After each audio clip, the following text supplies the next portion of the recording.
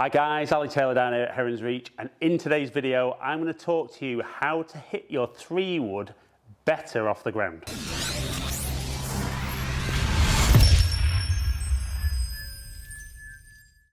Right, so a lot of golfers really struggle with 3-wood off the ground. A lot of golfers struggle with 5-wood or 7-wood off the ground. So this is going to work anytime you've got a fairway wood in your hand, but predominantly today I'm going to talk about how delivering the club better with the 3-wood is going to help you maximize your distance while still hitting it nice and straight. Right, so for any of you regular viewers, you will have seen me do a video the other day where I was comparing fairway woods, and if I said it was abysmal, I'd be making it sound better than it actually was. And I did make the admission in the video that I wasn't swinging great. But what it also highlighted the next day was that how a couple of things had just slipped in my setup, which made it incredibly difficult for me to deliver the club how I needed in order to hit 3-wood from the ground really well. And it really made me think that maybe some of you guys fall into these habits, or maybe some of you guys actually do these things deliberately, and it actually stops you hitting 3-wood as well as you can. So in today's video, I'm going to show you the little things I changed, and then one really simple thing to change in your swing that's going to help you hit 3-wood better off the ground than ever before. Right then, so obviously the other day when I was doing a fairway wood review, I wasn't swinging great, which didn't help. But definitely by the following day, once I felt like I could move better, I just ran through some of the basic things that you need to do in order to hit the fairway wood well from the floor. And it really showed out. Just a couple of little things had changed with me, and it really affected my strike. Like I said, it didn't help that I wasn't swinging great, but I didn't give myself the best opportunity to actually hit the best shot to begin with.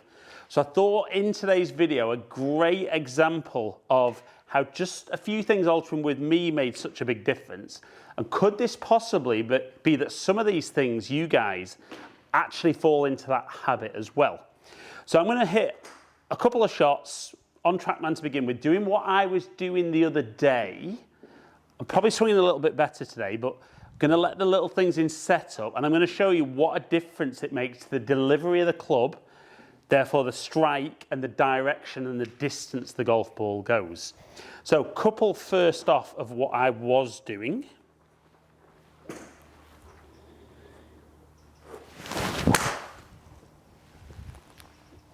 So really poor strike, right off the bottom of the club face, launching incredibly low and just no distance on that at all. So then what I would tend to find from that is I don't like seeing the ball obviously go that low. So then the danger is we tend to see more of this.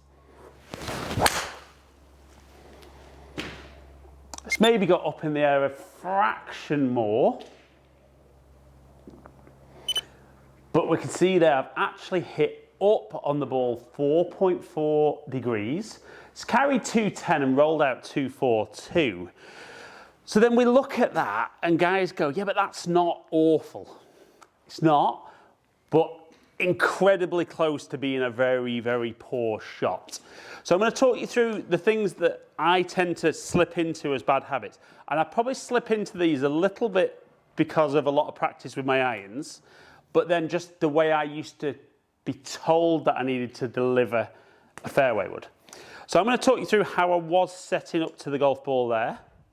Work through this with me, because you might actually go through these little checkpoints and think, do you know what, I do that as well.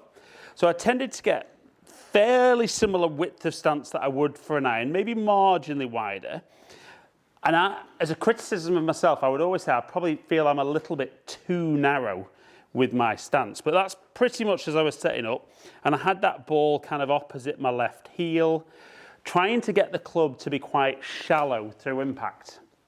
So the reason we want not to be too steep is obviously we're de-lofting the club, but the danger can be then that the club starts working up and it's very hard to use the middle of the club face. So a very narrow stance, ball forward, and then I feel when I'm very narrow that my weight doesn't really move around a lot. So it should be quite easy to control my low point, but I generally find then that I maybe get a little too shallow through the ball. And that last one was a great example. The club's actually worked up through impact, and I'm only ever then hitting very, very low on the face, which has got less loft than the middle of the club head. 3-woods don't have bags and bags of loft to begin with, so I need to try and present a better part of the club face to the golf ball. And I would also say the other day, once the strikes weren't going great, then maybe started to swing a little bit more within myself and kind of taking a bit of speed out. Wasn't necessarily a conscious decision for me, that, but physically I've not been at my best lately, so maybe just being a little bit protective of my body with the swing. But definitely when I swing slow with a 3-wood setup like this, even a good strike, the ball never really has enough spin on it to actually stay in the air long enough to maximize that carry. So let's work through those points. So the first thing we spoke about was kind of width of stance. So I was definitely very, very narrow, and it kind of feels like I don't move around a lot. And I would agree, I don't necessarily think I shift a lot on the way back, but equally I don't really shift on the way down.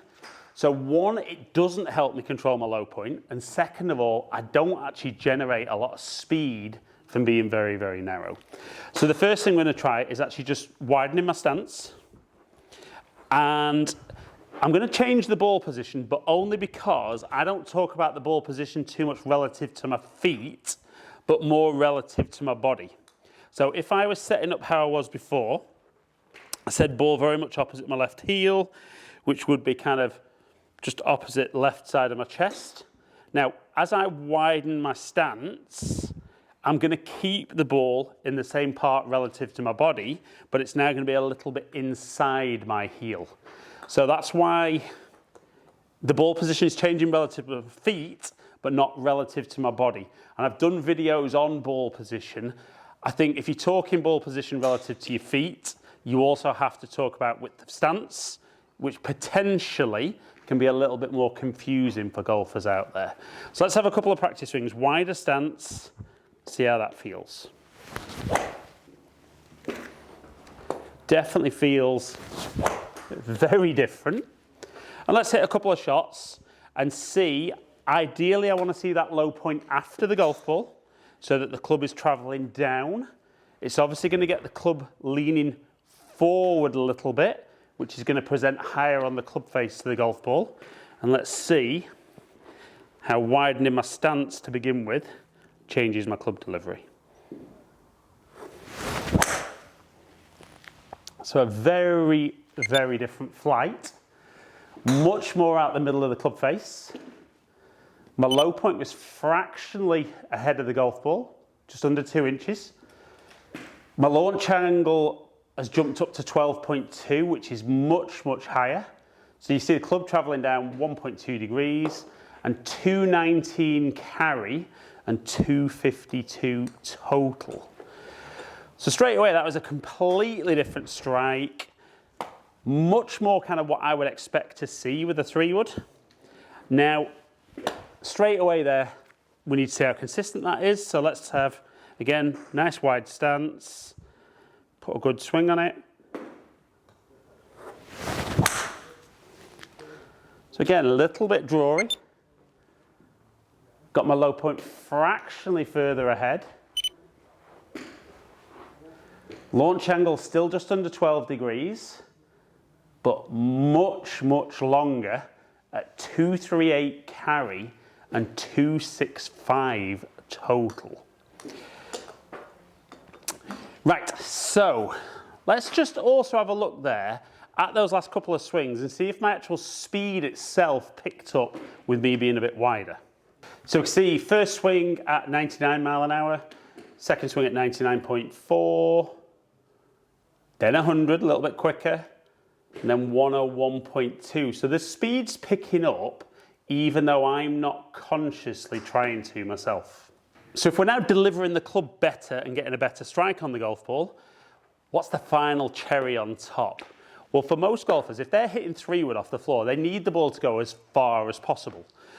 So then if we know the strike's good, the other ingredient we need is speed. So why wouldn't we try and swing the club quicker?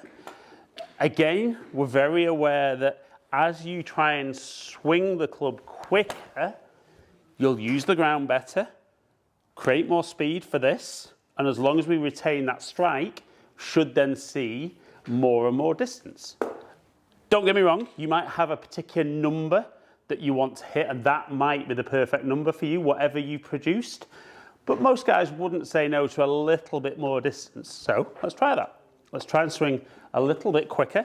So 101 was the number, nice and wide. And then let's go for some speed.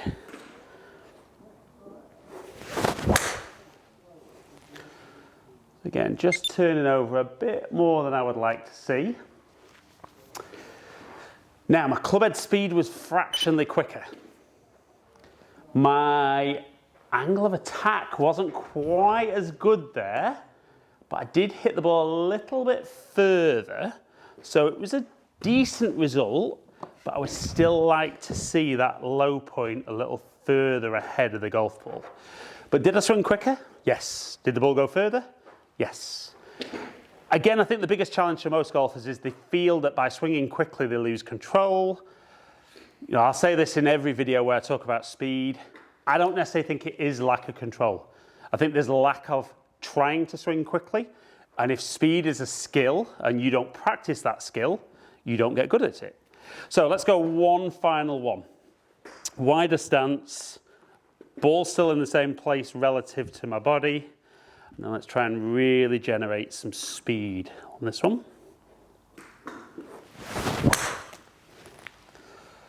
So it felt quick, felt good, nice strike. So 252 carry and 276 total. That's a huge pickup.